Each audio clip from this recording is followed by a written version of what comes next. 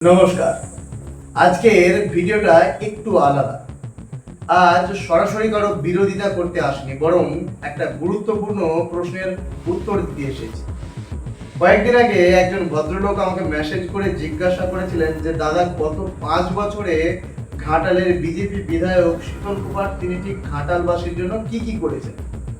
আমি ওনাকে বলেছিলাম যে এই প্রশ্নটা শুধু একজনের নয়, এই প্রশ্নটা ঘাটালবাসীর মনে একটা দাগ কেটেছে, তাই এর উত্তর দেয়া আমার দায়িত্ব।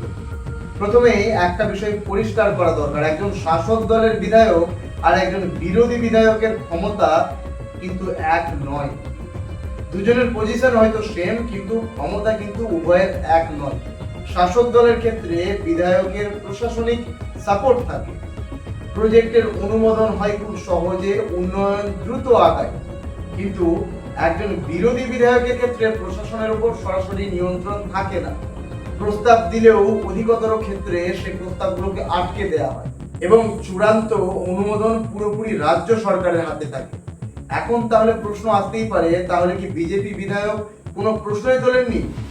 বিষয়টা তা নয়।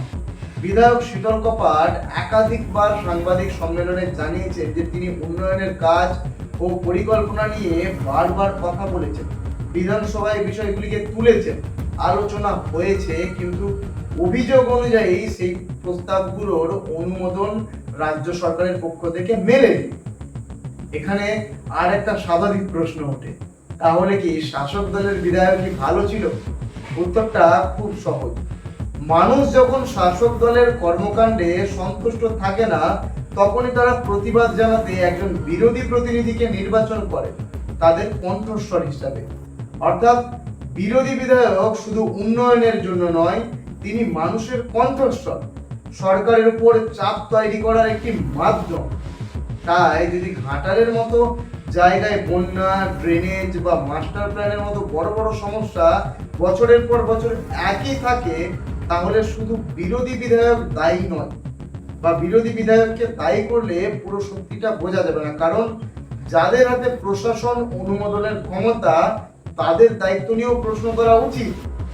আমি কোনো অন্ধ সমর্থন করতে আসি, ভালো হলে ভালো আর খারাপ হলে খারাপ বলবো, সমস্যা যেখানে সেখানে প্রশ্ন করব।